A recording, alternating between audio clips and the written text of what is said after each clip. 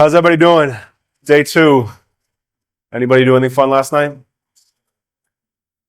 No, nobody, huh? Get a good night's sleep at least? Anybody? I slept for like 4 hours. I got home last night and my wife decided that she was going to a concert and just like literally passed the baby to me. So, and he still wakes up every 2 hours. So it was a long night. Anyways, if you recall yesterday, we started talking about the acquisition process, specifically the content marketing process. Today's session, we're going to really dive deep into the content creation, the content ideation portion of it. We've got some stuff on content promotion as well, but I think I'm going to hold off on it for future boot camps so we can go really in depth with like Facebook ads and promoting on social media, because we just don't have the time. And I also want to get you guys more involved a little bit, have you guys maybe do some videos here on spot, make you guys a little bit uncomfortable, get used to getting uncomfortable, because that's what it's going to take if you really want to do this. All right. So talking about content ideation here, we talked about this yesterday. Stop making excuses for yourself. It's going to be hard. It's going to be uncomfortable. How many people here actively or have created video content before in the past? All right, a pretty good amount then. Not too bad. Are you doing it consistently? Anybody? Josh is, okay. I know Trevor is too. Okay, cool. I know the excuses. I've been there before myself when it comes to, I've talked about like posting on social media and stuff. Sometimes we just have to get out of our own way. And the thing is that the market doesn't care. The market does not care about your excuses, about your fears and phobias, about your lack of time. The market doesn't care. And your competitors are doing it and they're winning. So something to focus on here. I think this is a really, really important concept. I've talked about this before in the blueprint before in the past. Again, what I love about this program, really what I love about business and this agency business specifically, is that there's so many constants in this business, right? And this program is a little bit circular, if you will, in the fact that if you go into the first module of this program, we talk about pain points, we talk about fears, anxieties, to understand who you should be targeting from a client point of view. And then that also ties into the service and the offer that you provide, right? Because the goal of our service is to satisfy a customer acquisition-based pain point for a certain type of customer avatar. And that feeds all the way through your business, especially to marketing. And the focus of your content should be on solving those problems and pain points. A lot of people struggle at the starting blocks with everything, but especially content marketing. They just don't know how to take that first step. And the first step is just understanding what that problem is and understanding how to articulate that in terms of messaging and content. So there's a saying, sell the whole, not the shovel. It's way too much content, specifically advertising. It's like mind blowing, when I work with attorneys that the ads that they're running, it's just like me. Look at me. Agencies too, software companies too. Like, look at all of our features. Look at what we like. We don't care. We do not care. People do not care about you. It's a very harsh truth. People care about themselves, right? So everything in marketing should be about you, not me. It's like a quick topical audit. I do some copy auditing inside of the inner circle. Trevor, we were talking about this a couple weeks ago, right? When you're writing copy, if you're using the word me or I, it's already wrong. It should be you. It's always written towards you, right? And that's how we want to frame everything. It's about you. It's about the problems you're having, the fears, the anxieties that you're having. In this concept of selling the whole, not the shovel, is all about talking about the pain points, not the tool or the solution that you provide, right? Don't make commercials. How many people here love watching commercials? I'm a big football fan, and I actually will usually wait until halftime of the game so I can fast forward through commercials, because I cannot stand watching commercials. It completely ruins the experience, in my opinion, right? Nobody likes them, unless it's a Super Bowl, and I still think you're a little bit full of it if you like sit down and watch all the commercials of the Super Bowl. It's too much, right? And it's because we don't care about you. We care about ourselves. We care about what we're there to watch. And in your marketing and your messaging, it should always be focused on their problem. The whole is the problem, right? And the shovel is the tool, aka our service. So if you find yourself again talking about me and what we do and all the features of our service, you're going down the wrong path. So it's something that should always reframe everything that you're doing at the very highest level. It's something that I look for again when I'm auditing, when I'm scrolling through my feeds, and when I'm building my own content. I always make sure that it's about you, aka the person that I want to reach. Again, if you've I know you've all seen it because you're all here because of our advertising and marketing at the Blueprint. It's always written to you. It's always written to your pain points. I know them intimately because I live and breathe them, and I've lived them and breathed them from where all you are until up the ladder. So I know them intimately. The challenging part, again, can be when you're working with an industry that you're maybe not familiar with because you don't work in that industry. You're just trying to service them. Again, lawyers. It can take some time to really understand what that is, but we've kind of talked about that. We'll talk more about how we can dig into that type of stuff. But again, it's a very powerful framing concept. Pull, not the shovel. Again, always talk about you, never talk about me and we. So let's dive into the thick of it here. Let's talk about coming up with content topic ideas. It should always be about solving problems related to customer acquisition. All of your content topics should relate back to that. Of course, you can get a little bit tangential, right? If we're talking, I talked yesterday about, I had some side conversations about, who was I talking about? Home services contractors yesterday, custom home building. Yeah, awesome. And we were talking about how I had renovated my home before in the past. And I went through 3 contractors, 3 of them, because every single one of them are kind of the same. If there's any contractors in here, family members, I apologize, but they're not fun people to work with. And it's because, for the most part, they don't really have problems getting clients or leads. It's not too hard. People are always building homes, are always renovating them. They had plenty of work. What they really struggled with was communication, customer service, project management. It is non-existent in those businesses, right? So when we're talking about tangential topics that might not be directly related to customer acquisition, but support what you need to do for that client, that can be on the docket as well. So for us in law firms, intake is essentially sales for law firms. It's not call answering. It's the person that you talk to when they're going through the questionnaire, kind of like an onboarding or discovery process for if you have a case, if you have the budget, etc. So we found that we had a client, we drove 200 phone calls in he's in like Waterbury, Connecticut, personal injury law firm, 200 phone calls a month. And he fired us because he didn't close any cases. Why? Because he didn't pick up the phone. Because he was letting all the leads go to his email, and this guy never checked his email. He was always in court, and he was like, it's not working, I'm not getting clients. I'm like, because you don't pick up the phone, dude. Like, of course it doesn't work, right? So I've realized, again, going through this process and understanding what are the other tangential problems that relate to customer acquisition, these are things that we can also talk about that are within scope, because now we've been forced to build intake systems. I have a really beautiful flow chart that I coach some of our clients on about their intake process. Like, this is what happens when you pick up the phone. This is how you do follow-ups, this and that type of stuff, right? So that also helps us stand out in the market, because very few other agencies that we're competing with offer that level of support or have that level of knowledge even, right? And again, when we talked about like offer stacking yesterday and things that we can add into our service, it doesn't take any really additional deliverable for me to put together a flow chart. And then I basically set a call with them within the first 60 days. And I'm like, look, we're going to talk to your call answering team, your intake team, and your attorneys, and we're going to go through this flow chart together. And it's a huge value boost, right? And it doesn't cost me anything else. It took me 4 hours to put it together. And again, it allows me to go to the front end. If you see some of our videos that we have on our YouTube channel, I talk about that process. And we actually run it as a VSL. It does quite well for us as well. So again, I talked about the offer design stuff. Again, if you guys haven't gone through the offer design module, it's the first thing inside the program. Watch it every year. It's really, really impactful stuff. It's the core foundation of what any service business should be. It's really understanding how to build your service and offer based on those pain points. But again, these are the seeds that use to begin the research process. So there's 5 different kind of like topic buckets that you can follow here. Notice I'm not going to like Ahrefs or keyword research tools here, right? The reason is because I don't like to lead with that stuff, because so much of these topics are topical, right? They're not necessarily searched for. And we'll kind of go through what I mean by that a little bit more. But when we look at the nuances between platforms, social versus search, we need to frame and format our content a little bit differently, because again, search is for stuff that we know people are searching for, versus social is we kind of need to get out ahead of it, and we kind of need to entice people a little bit more. We need to kind of clickbait them, if you will, engagement bait them a little bit. So we need to understand topics that are rooted much more, again, in pain points, fears, anxieties, and problems, less about like, hey, I found it in SEMrush, so it must be a good topic. Not that that's not a good topic, because that data does support the fact that people care about it in a sense, but we want to be able to use both and leverage both. So number 1, how to solve your target client's problem, right? So for us as agency, I have videos about Lead generation, right? We spoke about it yesterday, right? Like, what's the best way to generate leads for your law firm right now?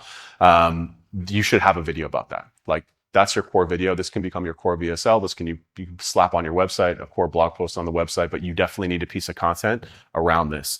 Off of this too, what's going to happen is you're going to identify sub problems, right? So if we say that lead generation is the main problem, or more specifically, qualified phone calls are the main problem that law firms struggle with.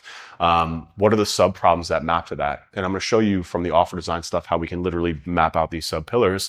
But again, things like LSAs, things like local SEO, things like review generation, things like content marketing, things like digital PR and link building.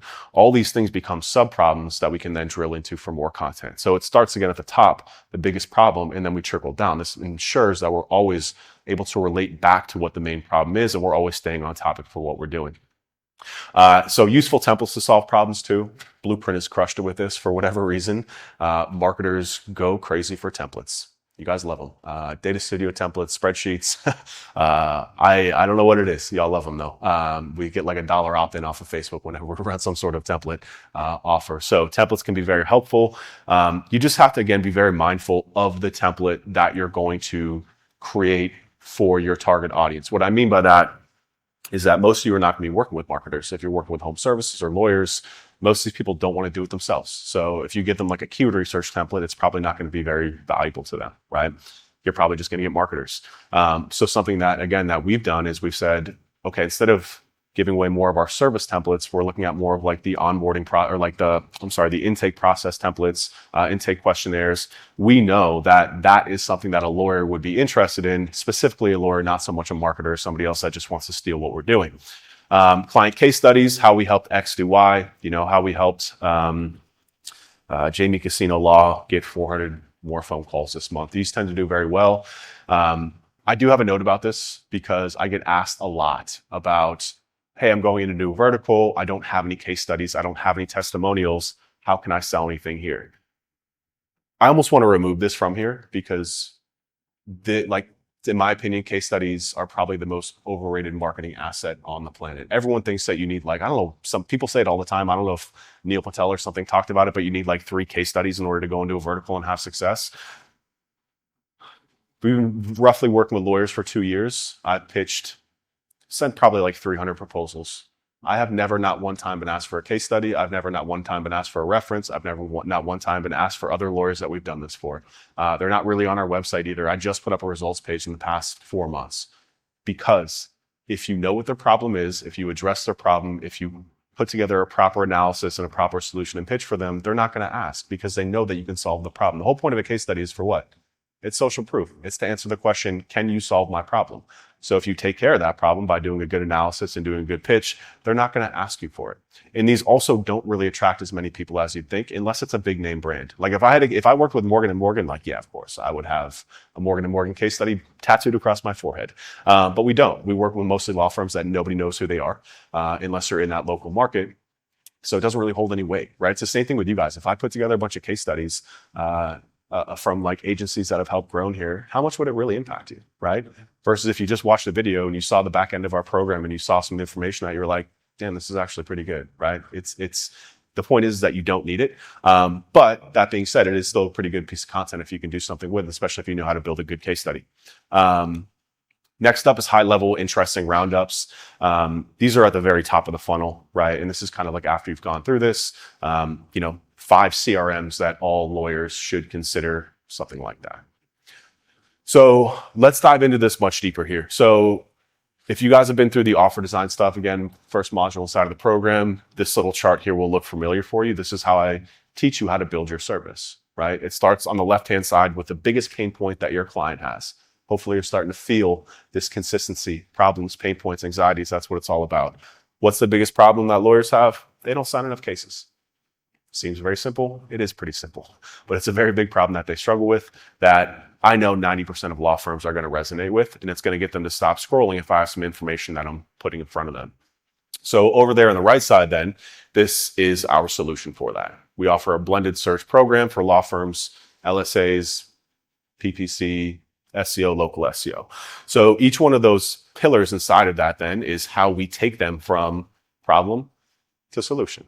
Pretty simple, right? And it's essentially the core pillars of what your service is. So again, inside of the blueprint, I teach you how to do this. There's workbooks in there. If you haven't done this, even if you think you know what you're doing, it's still important information, especially if you want to really do marketing the right way. So our core pillars are one, tracking analytics. We go in, we audit their analytics tracking, we set up call tracking, we make sure that we have the data so that way we know what we're doing and they can see what we're doing. Second thing we do is set up LSAs right away. The quicker the better, because then they're going to start getting phone calls. We want to make sure the tracking's set up first so they know that they're coming from us, but then we set up LSAs. Then we kick off our local SEO process, try and get them ranked in the maps pack. Content development, link acquisition. That's it.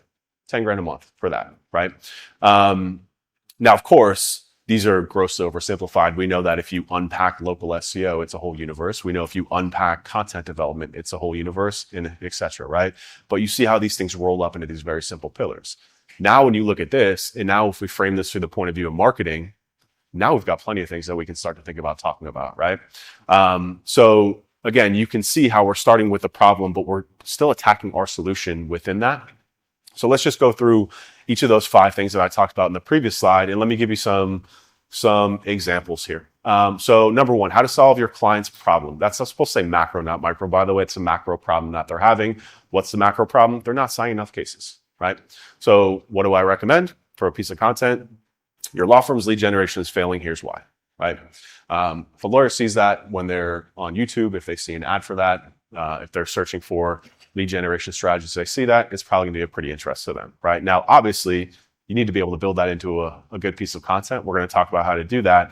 But again, just so you can start to see here in terms of the topic ideation and how you can start this process, start right there, right? Start with the biggest problem that they have and build a piece of content for it. How to solve your client's sub-problem. So again, when we're looking at those sub-pillars up there, I mean, we can unpack those things for days, right?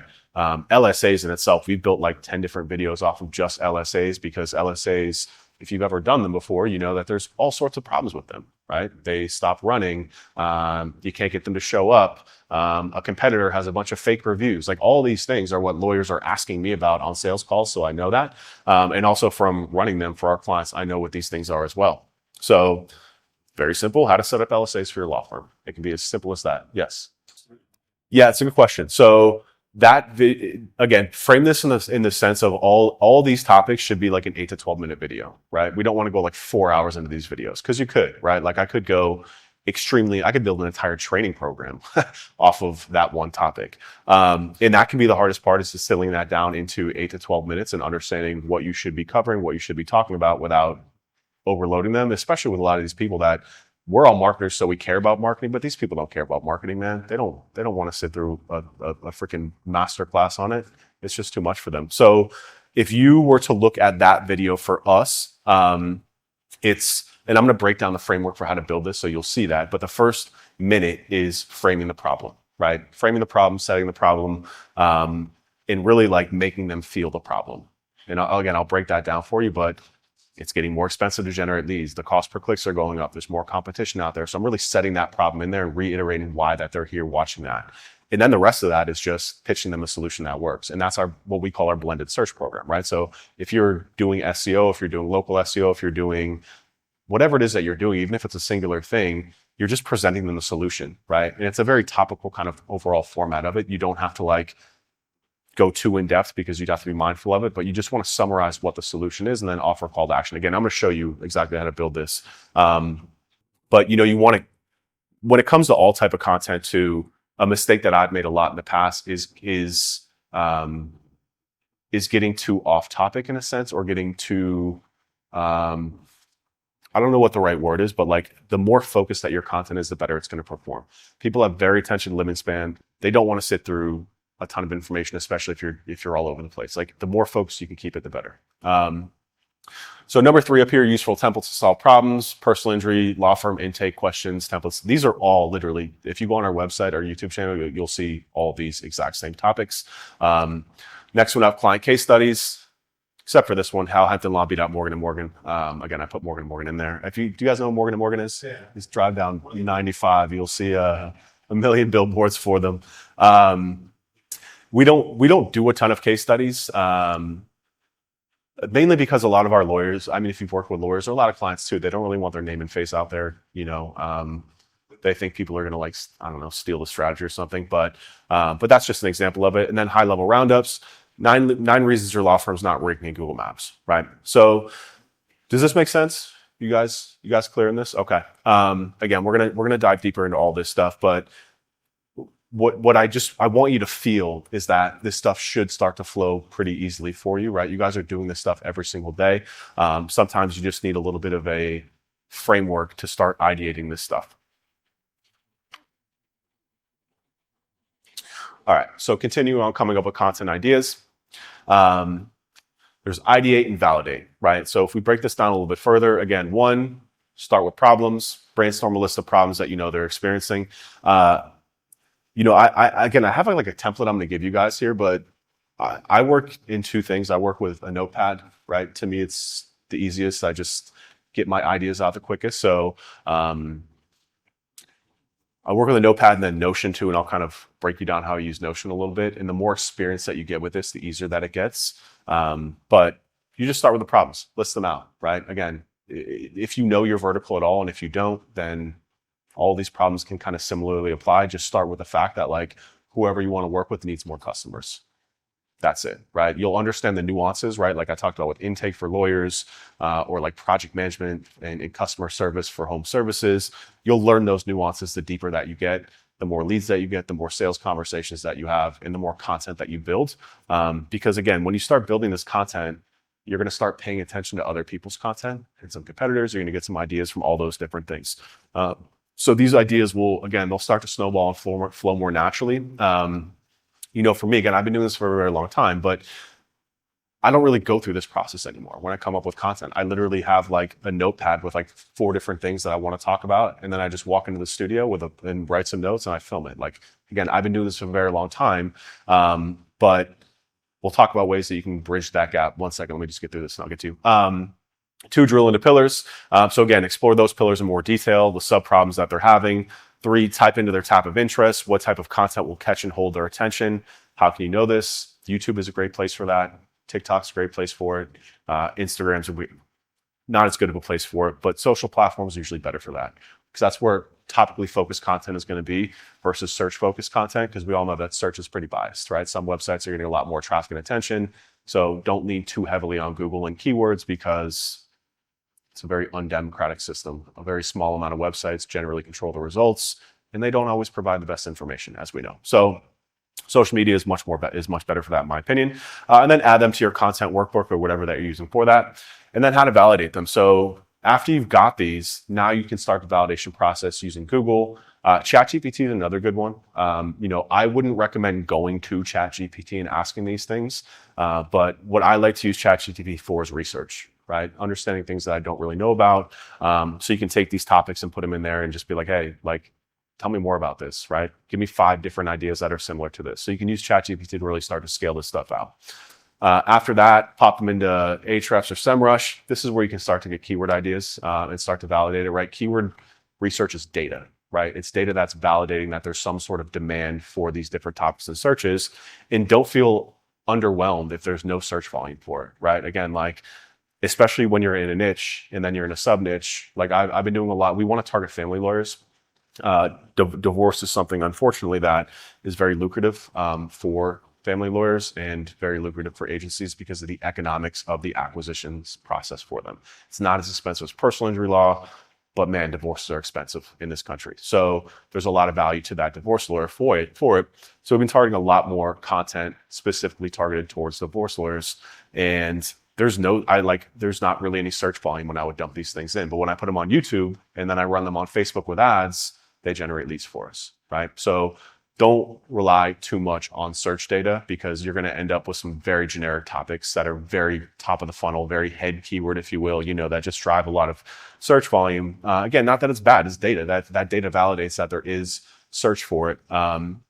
But again, the more problem specific you're going to have, the better your content's going to convert. And that's probably a big piece that I should have mentioned earlier, is that if you rely too much on keyword data, you're going to lose a lot of the teeth of your content, right? If you're always addressing their problems, then you're always going to have content that has a certain level of conversion value to it, right? So I was talking yesterday, if you go to our YouTube channel at Weber's, you're not going to see a lot of views on our channel. If you go to our Instagram page, you're not going to see a lot of views. You're not going to see a lot of followers. But if you go through our DMs and you go through my Calendly booking, we ask every single person how they find us. Like 50% of our leads right now come from YouTube organic. And we're only getting, I don't know, like 2,000 to 3,000 views per month, right? Off of all the videos. It's not a lot. But think about that. If we're getting 2,000 to 3,000 views per month from lawyers, especially hyper-specific content for specific types of lawyers, it just converts much better. Another good example of that actually is for our personal injury law firm that we work with. We created, we go very detailed in the content that we create. We don't really create blog content anymore. We more focus on keywords that we know if somebody's searching for them are going to have some sort of case value to the client. So personal injury, the umbrella of personal injury, there's like car accident, bike accident, motorcycle. It's all like accident-based stuff for the most part, right? And those all have a lot of search volume. Personal injury, car accident, tons of search volume. Brutally competitive, hyper brutally competitive. But when you start drilling into like very, very small niches, we had one post that we did for a client. It was for nail salon accident. People in a nail salon, they had an accident, they sued. That page got 5 visits over the course of the year, but one of those visits turned into a $5 million case for them, right?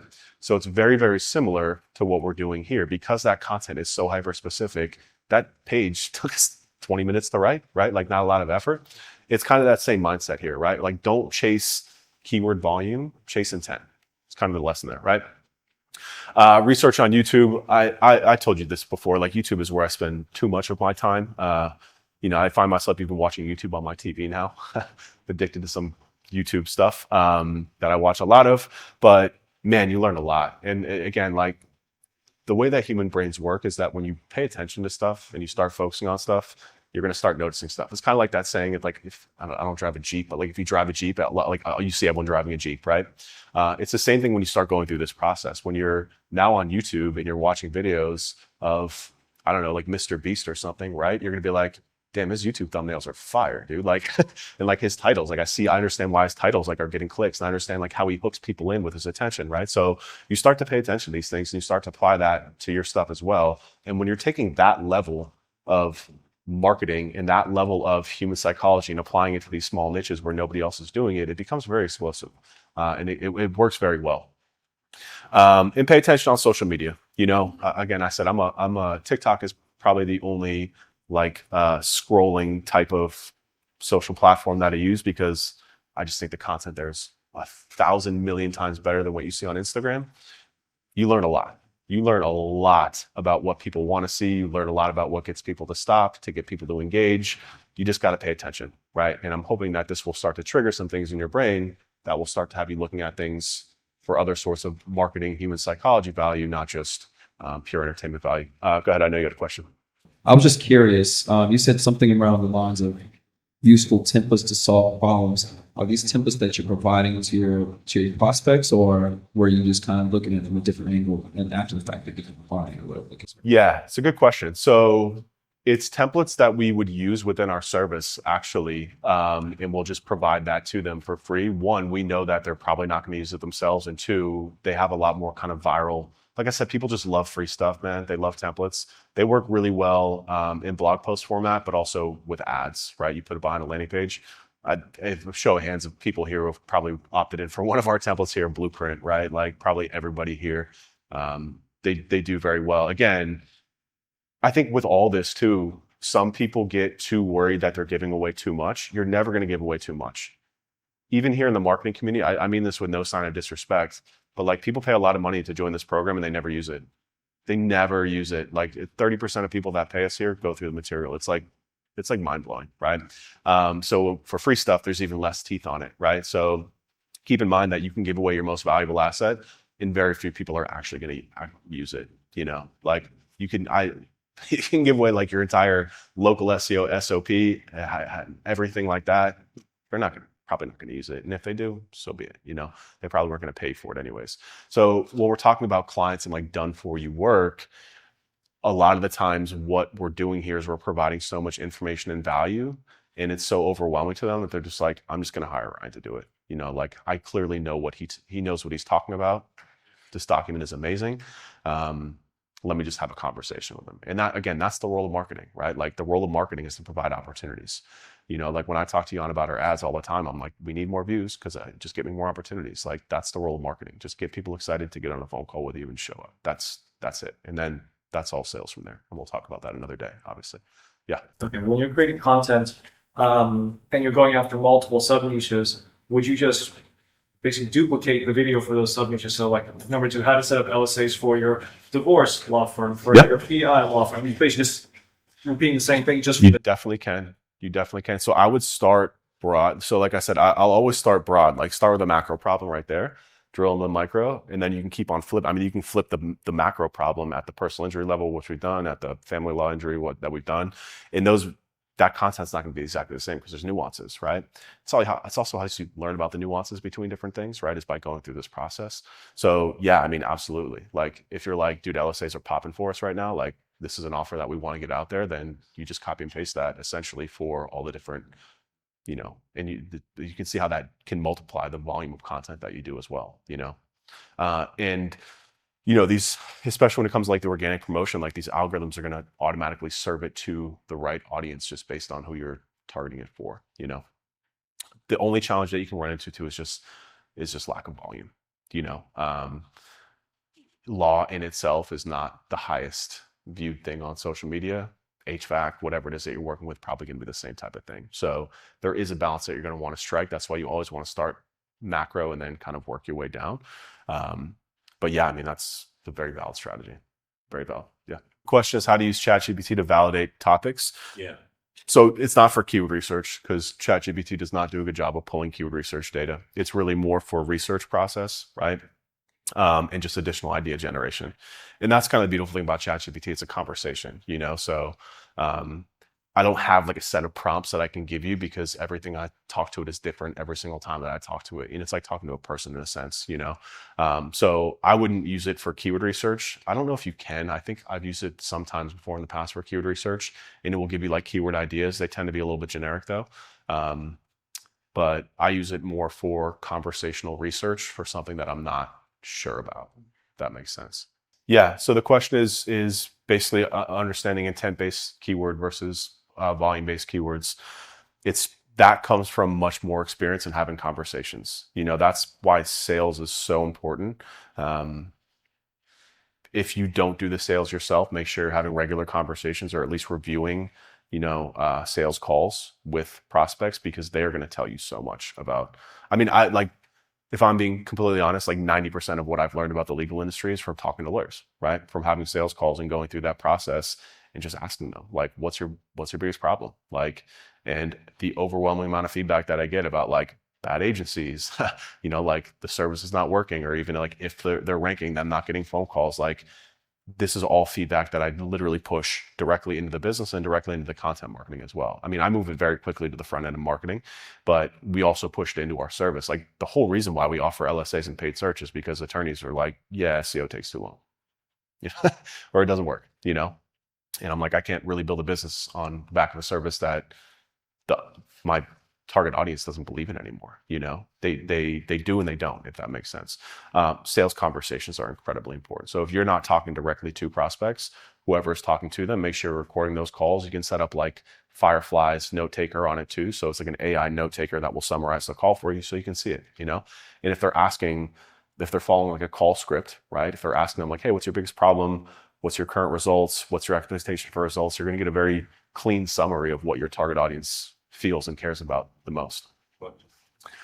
All right, so let's talk a little bit more about scripting now. So obviously we're talking about leading with video, right? So again, I'm very experienced at this. I've been doing this for 12 to 14 years. That's not to pat my own back. That's to say that when I first got started with this, I was awful. And a lot of you are going to struggle with this at first, and that's perfectly fine. Just like anything in life, you start doing something, start walking the path, you're going to get better on it, you're going to improve. Just give yourself the grace and give yourself the time and the patience that it's okay to not be a finished product, because all of us right now, not a single person in this room, personally or professionally, is a finished product. We're always moving forward and striving towards something. So this is just another step in that process for you. So on the right-hand side here is a screenshot of a Notion board that I use. I literally have a working editing and completed section. This is where I keep my topics. So this is one that I literally just filmed last week. I think the video went live today. PPC landing pages for injury law, right? It was a question that we had been talking about internally on our paid call teams about, we generally use kind of like a very similar template. It's very scalable. But we started talking about testing different things and extracting elements that we thought were working and then testing against it. And then after this, I was left with a series of notes that I literally asked my 2 paid search people what they thought about, right? So I extract a lot of information from them.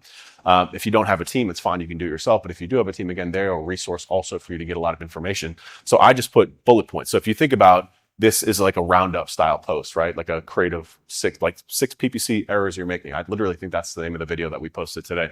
And then these are the subsections in it. So if you think of this like a numbered list, like these are the things that I talk about. Now, again, I've been doing this for a while, so I'm okay just when I'm filming, I literally will have this open. I go to a studio now and I have a computer and I have this open and I look at it and then I talk about it. And then I take a pause, I look at the next one and I talk about it, right? So with editing, you can edit all that stuff out. You don't have to memorize the entire script.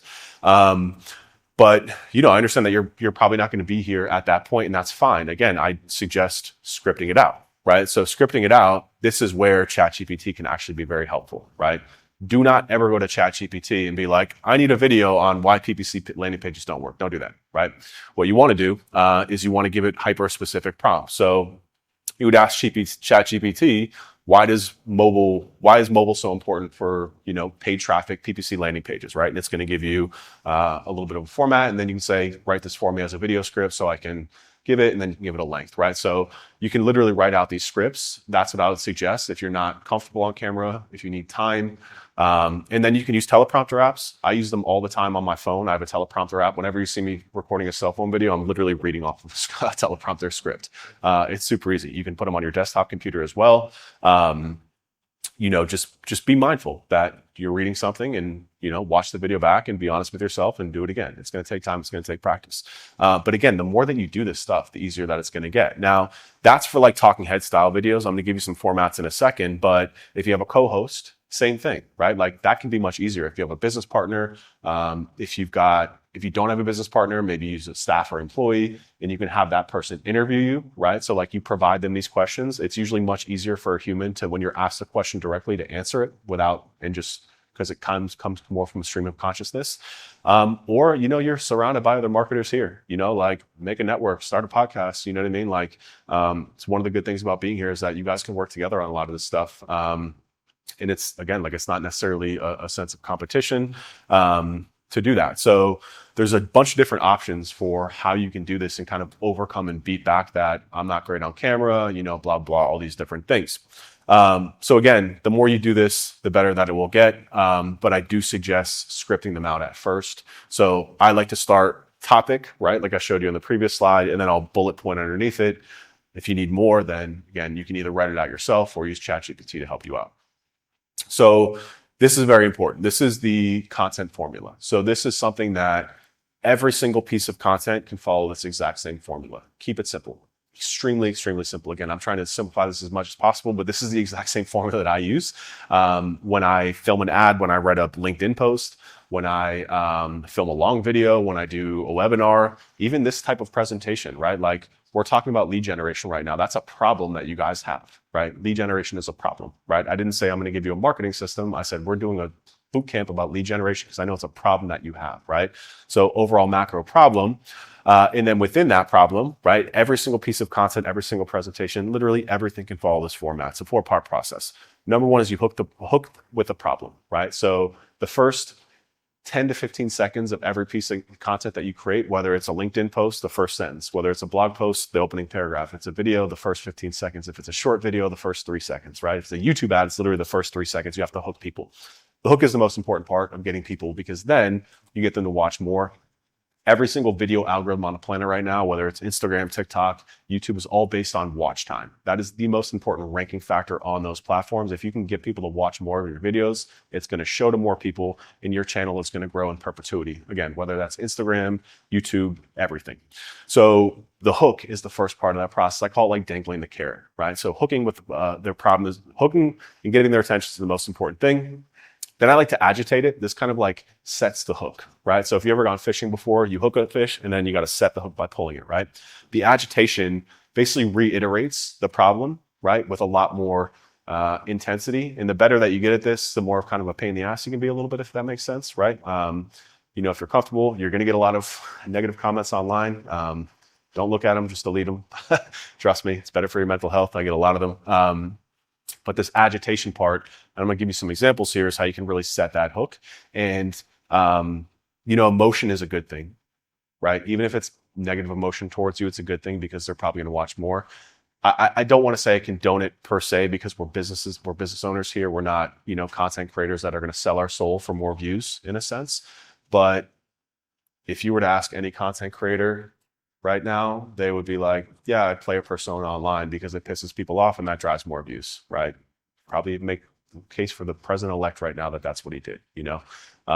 Agitation tends to drive a lot more engagement, and unfortunately, that's what drives our entire economy right now. So again, use this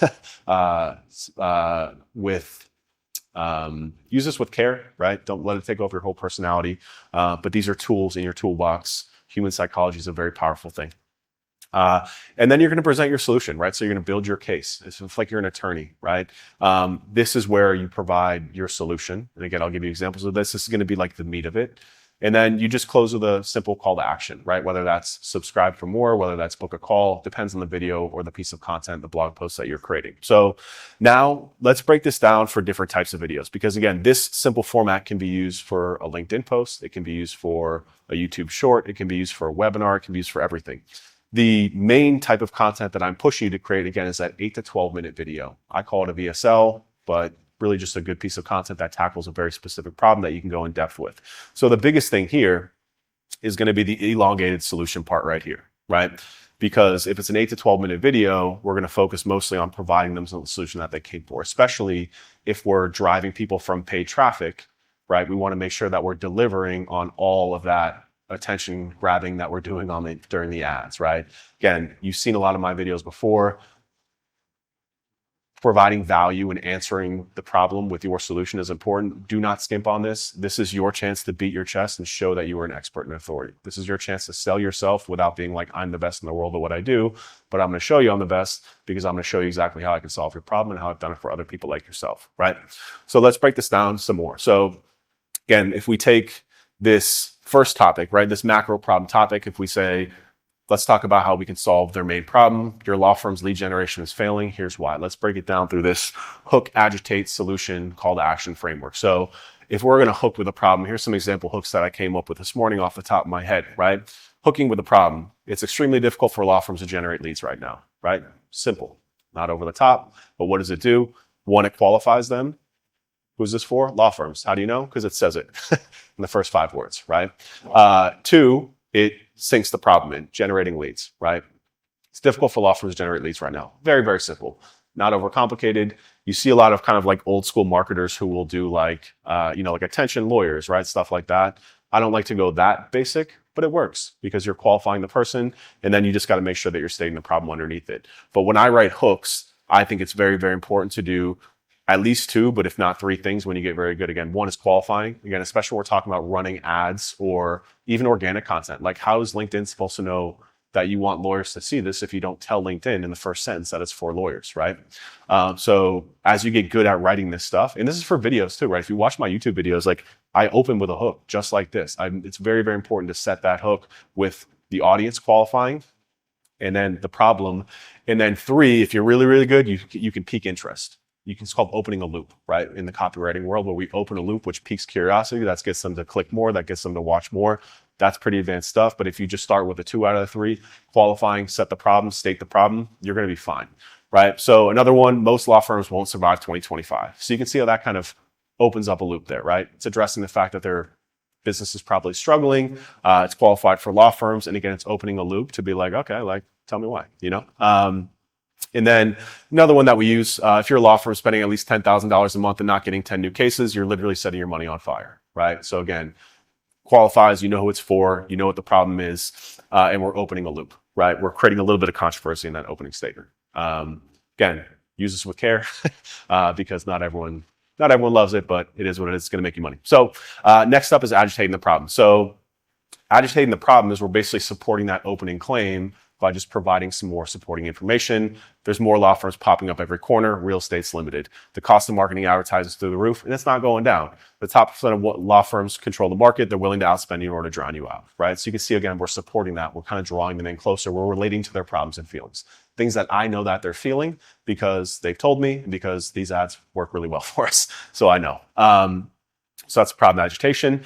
And then we present our solution, right? So this is the time for us to shine. And this is where I go to our blended search framework, right? So I talk about how why they're doing isn't working with search marketing because they're not taking up enough real estate. I just have Google open on my screen. I'm like, let me type in your keyword right now and show you what's happening. This is why you're not making money. Because when I type in your keyword, there's LSAs, there's 4 ads, there's a maps pack, there's Reddit results, there's super lawyers dominating the organic results. And that agency that you're paying 20 grand a month to is only focused on jamming you down here at the bottom. What you need to be doing is you need to be showing up everywhere here. Let me show you how I can help you do that. That's it. That's the entire solution. So you can see how framing the problem, presenting a different solution for them. And then at the end, just book a call. Like, hey, I'll do a free analysis for you. I'll show you where your current agency is falling short. They'll take 15 minutes of your time. You're going to talk to me directly. There's a link below. That's it, right? So this works really well for this topic because this is more of a VSL style topic. This is a very big macro problem that we're going to want to drive a lot of eyeballs, a lot of traffic to.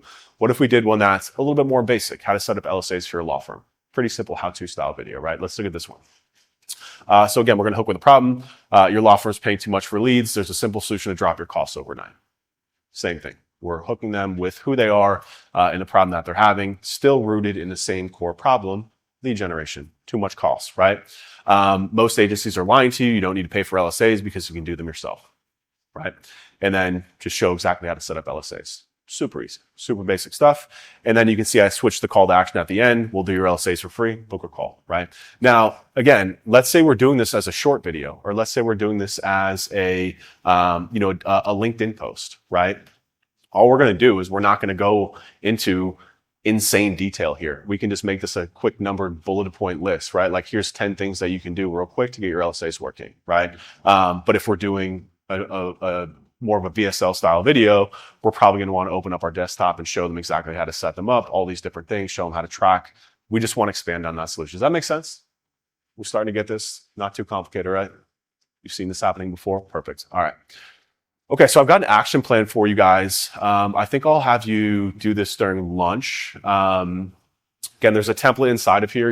You can kind of access it afterwards. It's a spreadsheet template that will allow you to kind of track all your content. But I want to see you guys start coming up with some content topics, right? Come up with 5 content topics using that framework and format that I gave you before. It can be any one of those 5. We'll come back after lunch and we'll review them. Let me just get through a few more slides. Yeah. No, I was a terrible student. I was a terrible writer. I was a B- C+ student all throughout school. I played football in college. I was a complete meathead. I was not a good student there either. So point is that I was never like a good writer, right? I learned copywriting the same way I've learned everything else, which is just doing it. You just do it over and over again. That's it. You look at what people like and you adjust. Yeah. So Ben just said you can click the link inside the slides. You have access to these slide decks so you can go in it. And again, for the purpose of today, you can just take it on your notes on your phone, just come up with some content topics. And we come back after lunch, shout them out. I'll give you some feedback. And we can just go from there. This is really just kind of a thought exercise, start pushing you guys. But this is more of a format that you can use when you're at home and you're starting to do this more regularly. Again, like I said, I use Notion to record things. You don't have to use this, but this is a good format. Yeah, I was going to answer his question. Yeah, there's please. a resource. It's called the Adweek Copywriting Handbook by Joseph Sugarman. Really solid resource. I've used it those principles from that book when I was writing LinkedIn content, and it did well for me. So Yeah. highly recommend you check that out. Yeah. There's a lot of copywriting frameworks out there too. I actually stole this one. Believe it or not, I Googled this like a couple of years ago when I was giving a training, and I was like, I need more of a structure to teach people how to write copy specifically for social. It's called the PAS framework, Problem Agitate Solution Framework. It's out there. There's a bunch of frameworks out there that you can look at. There's a really good training that I've gone through too on LinkedIn, because I think LinkedIn is probably the best platform for you to really learn copywriting. Aside from Facebook ads, but like LinkedIn, you don't have to pay for it, so it's good. But LinkedIn is probably the best platform where all you need is copy. Like the people who have success on LinkedIn, it's kind of annoying a little bit. They're just copywriters. Like a lot of them don't even know business or anything. They're just really good copywriters, which, I mean, kudos to them, you know? So LinkedIn is the best platform to really test it out and like activate and learn it. But there's plenty of frameworks out there, you know, like this framework will work, man. Like if you just understand the problems and you understand just how to lay it out, you know, succinct copy, again, like poking the bear a little bit, if you will, is something that works very well as well. But definitely check out that book. Copy, honestly, like it's practice. It's what it is. It's practice is how you're going to learn it the best. So a few more slides here, and then we'll break for a long lunch. All right. So content creation. So we talked about content ideation. I think you guys have a pretty good foothold on how to do that now too. Problems, topics, blow them out, right? So I want to set a goal for you over the next 12 months, right? One video, one piece of one topic per week. I don't want to call it video because you're going to see that one video becomes multiple different pieces of content. So one topic per week publishing, right? That means 4 per month. I suggest that you batch it, get it all done in once a month or twice a month. Block off hours in a calendar, you know, like again, trick your mind into doing these things. Something that I've especially learned after having a child is your attention is a very valuable resource that cannot be squandered, and it needs to be protected because we only have a very limited finite amount on a daily basis. And I'm the first one. Like I said, I'm a huge football fan. I find myself watching all sorts of crap during the middle of the daytime, and it can completely tank an entire day, if not an entire week for me, right? So being very mindful of this time. This is deep work time. This is time that it cannot have Slack open. You can't, you know, have the TV on the background or whatever it is that you're doing, you know, like protect this time. This is a general statement, right? Like I think we're all under siege in terms of our attention. Our attention spans are under siege. They're shortening. We're losing as humans because of what's going on around us, because of marketers like us, right? But this is very important, right? So make sure you block off the time. Make sure you set it into your calendar. Don't have any calls. Focus, you know, 2 to 4 hours of your time should be enough on a bi-monthly or monthly basis. Like we talked about, your first videos aren't going to be great. That's fine. Give yourself the grace. Give yourself the patience. You will get better. You will continue to grow and scale this over time. Is better. So let's talk about equipment, because I know a lot of you are going to have questions on this. If you want the equipment I use, I've kind of graduated to a DSLR camera. I think it's a Sony. It was pretty expensive. It was like $500, but like, man, it takes some good video. Really good video. It plugs directly into my computer. But at the baseline, up until 6 months ago, this is exactly what I was using. Logitech, $70, plugs directly in USB to your computer. It's all you need. It's an HD, I think it even does 4K video. It's very solid. I mean, honestly, for like Zoom calls and anything anyways, you guys should have some sort of like professional-ish setup. You're talking to clients. You know, you don't need to be like a YouTube streamer per se, but it's good to have a little bit of professionalism in your stack. Microphone, less than $100 also. You know, this one's fine. Any USB mic that just plugs directly into your computer. It's very simple. And then a ring light is important. So depending on where you're filming this stuff, again, sit in your office at home, wherever it is that you work is fine. But generally, I mean, not generally speaking, like laws of any sort of film and photography is that you need a good light in your face.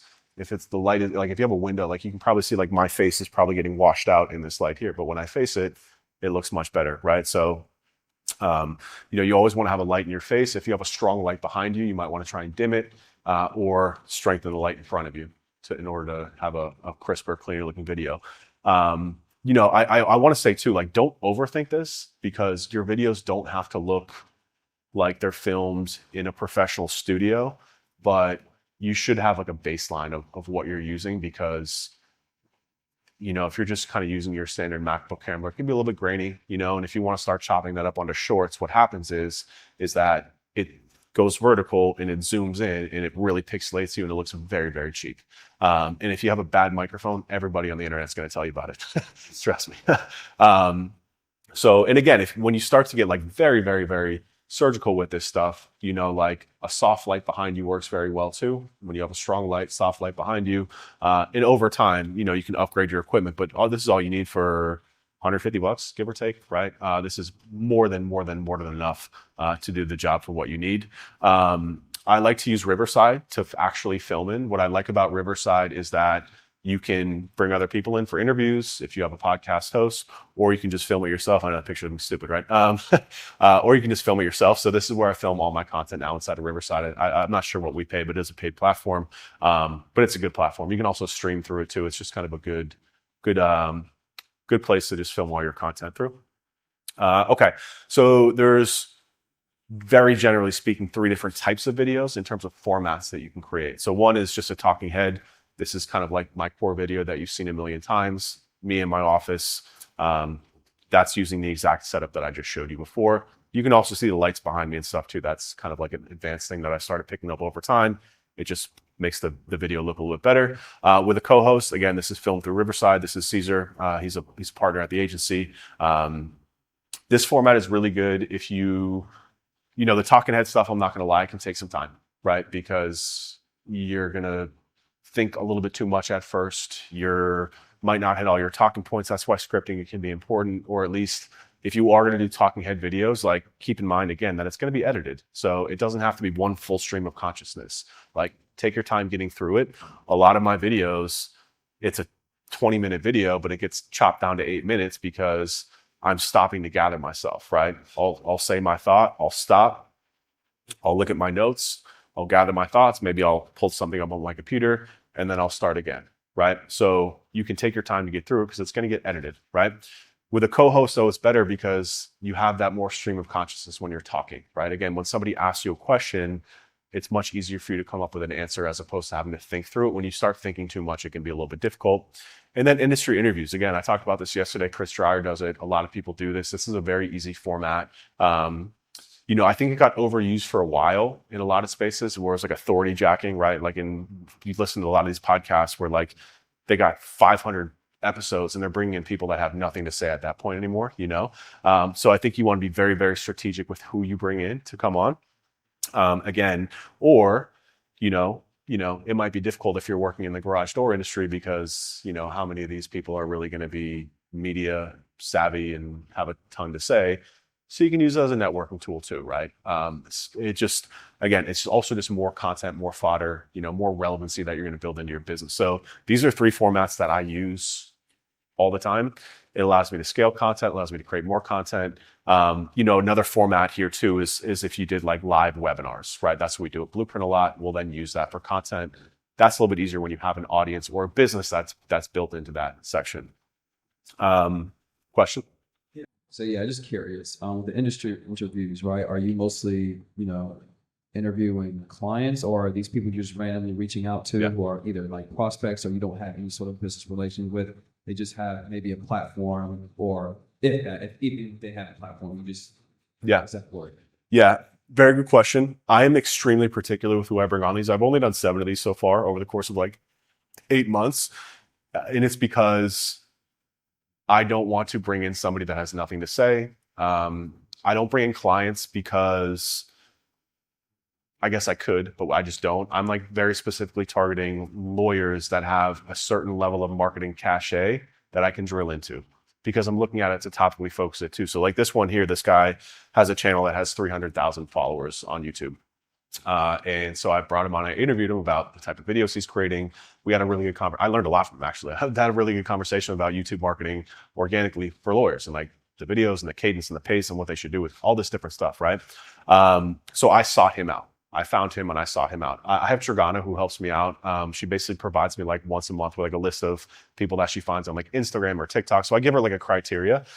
She'll look at like other people's podcasts to see like people that have interviewed there. But like, you know, again, I see a lot of these industry podcasts and I'm like, I wouldn't listen to this if you paid me, because like they're just, at this point, they're just yapping just to yap, you know? So like, I'm very, very, me personally, I'm very strategic with who I bring on, because I want that to bring some sort of value to the table, even if only 10 people listen to it. But then I'm also getting the SEO value, also the relationship value. Like I want to build relationships with people like that, you know? So again, people with big followings on Instagram that are like posting legal content, people that I see have been speaking on stages that are talking about like their law firm's growth. You know, the first two that I did, these two guys were very open about how much their law firms made. So they were easy targets.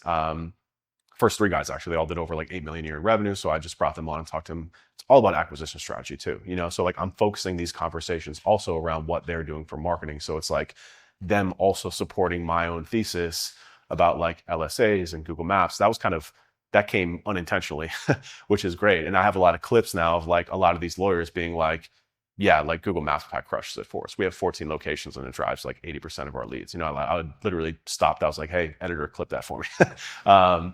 You know, and I actually ran it as an ad one time. Remember that, Jan? And like the people, there was another guy who was his agency who got super mad and was like DM bombing me. And I was like, yeah, oh yeah, it was nasty, man. But I was like, dude, he said it himself and he didn't mention it. Like, what do you want me to do, you know?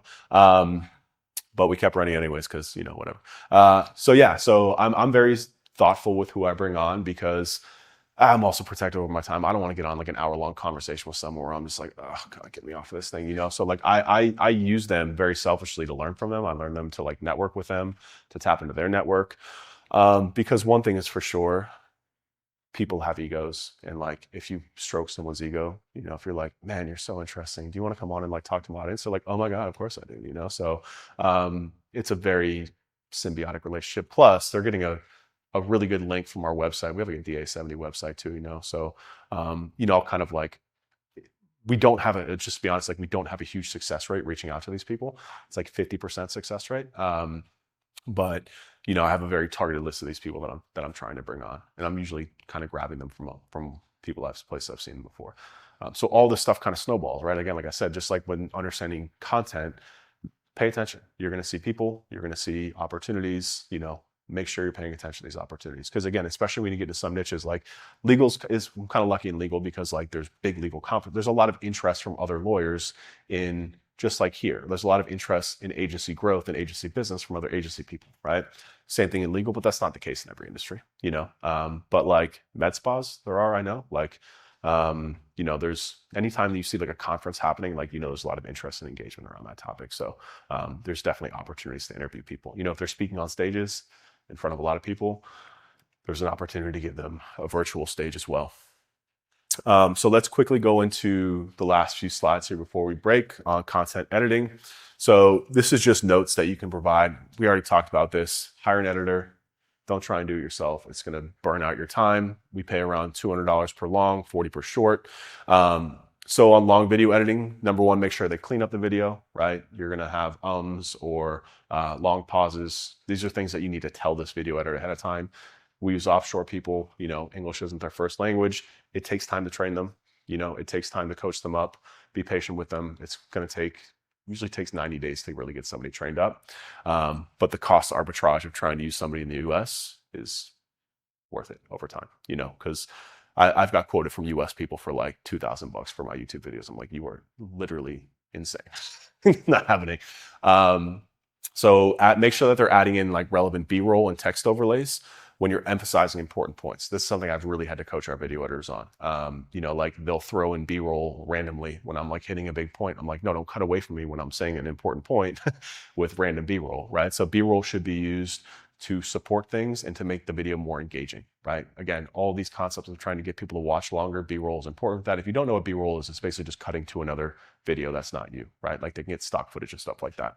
And then text overlays. I like to do it every 20 seconds or so, right? If you do it too much, it can give people an aneurysm. If you don't do it enough, then the video can get very boring of just you talking, right?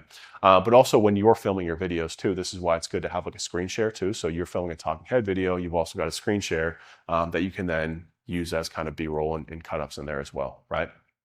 Short videos, context is key. I touched on this yesterday. You'll need to work with them a lot on shorts. They don't come as easy as you think to help them understand like what parts to clip in the context of the video that you want to get to, right? Because a lot of the times with shorts, you give them a 20-minute video and they'll try and summarize a 20-minute video and do a 60-second clip. And it's drinking from a fire hose. It's too much information. It's out of context.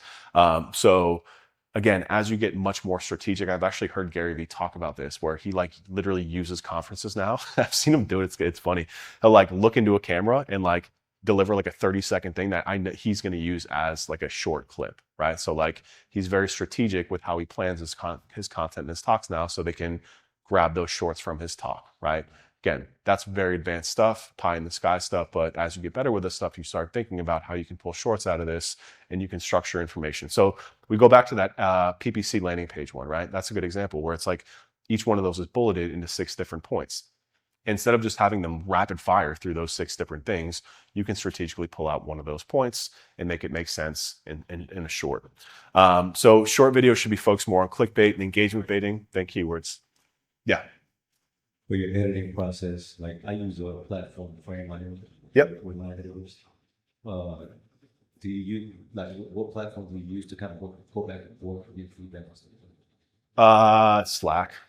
They just send it to me on Slack and I tell them what I want from it. I just use Loom. I'll film them Loom videos and tell them if it's good or bad over time. So with shorts, last thing here, don't focus on keywords. Shorts are all about engagement baiting, clickbait.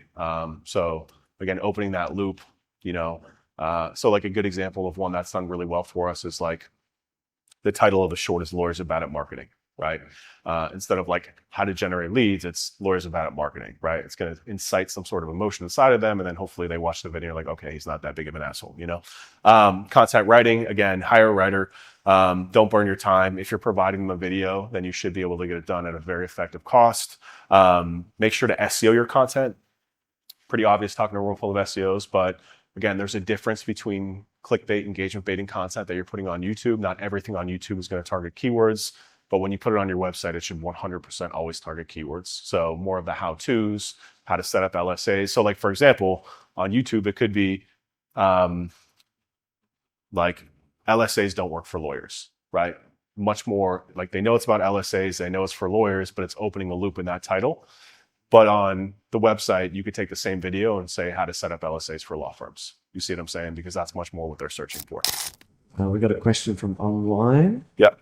Taylor asks, does Ryan have thoughts on hiring full-time versus relying solely on contractors or freelancers? Yeah. Specifically in the early stage. Yeah, good question.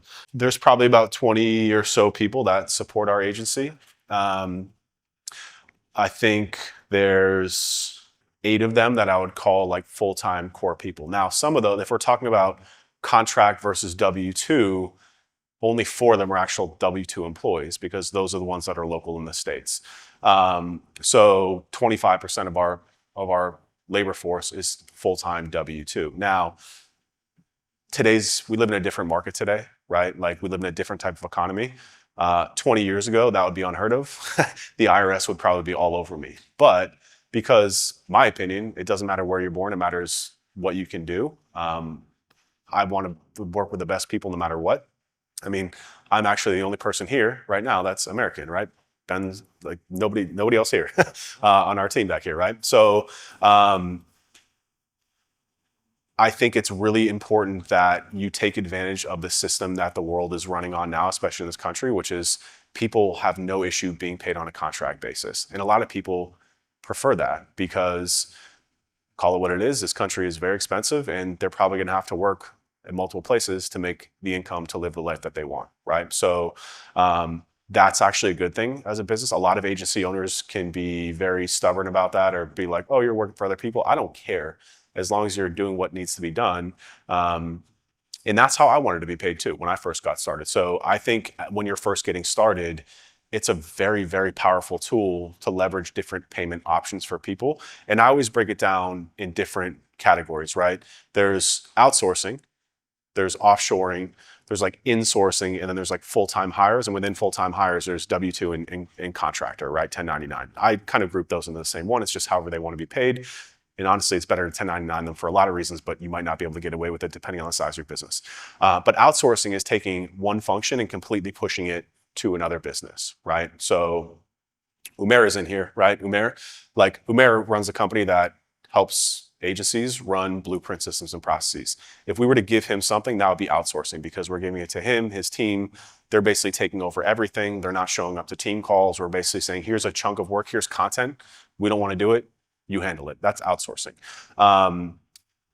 Offshoring is taking a piece of work and giving it to somebody who's in another country, right? Those two things often get misconstrued. Outsourcing and offshoring can be the same thing, but offshoring is specifically saying they're in a different part. I could outsource to a company in the US, right? That's just basically taking a process and giving it to somebody else. Offshoring, we have people that we offshore work to, designers, developers, but they work for us full time, right? I have 2 designers that are full time with us, but one's in Pakistan, one's in the Philippines, so that's offshoring the work, right? And then there's like insourcing, which is like kind of insourcing people to your firm. And then again, just like contracting or hiring people full time. So I kind of look at it like, if you're on our 2 weekly team calls and you work for us, basically, you're part of our core team, right? You might be part-time. You might have another gig that you're working. Like we have 2 project managers that are half-time, which allows us more flexible pay and allows them to, make income elsewhere, but they're on our team calls every week. So I consider them part of the core team. So we live in a very, very opportune time. Like I said, 20 years ago, this type of everything we're doing now couldn't exist without a very different structure. There's so many resources available to us. There's so many different levers that you can pull to make this business work for you on whatever level you want. If you want to be, more of a lifestyle business, you can do that. You can make a lot of money doing it. You can support your family. You can make it a business. If you want to grow this to $100 million business, you can do that too, right? This is a very, very, very unique, awesome place. And it's also, you're in the right place at the right time, because this is the way that the economy is moving in terms of workforces, right? Businesses, it's really hard to find good talent and hire them W-2. You have healthcare costs. You have all sorts of costs. It's really hard to fire an American employee if they're W-2 too. It's really, really hard to do that. So there's so many different avenues that you can go with this business in terms of agility, in terms of income, in terms of what you can make, in terms of how you can compensate people. And people, I think it's important to have the conversation with people. Some people want to go full-time W-2. Some people don't. Just ask them, and we tend to attract people and hire people. Like if somebody wants to go full-time W-2, I tend to shy away from them. I'd probably rather have somebody else, because it's just a lot more agile in terms of how we can structure that contract and their workload, all these different things. So, man, it's a beautiful time to be alive. And you guys are in the right place. And I think that's a good place to wrap it up. Yeah.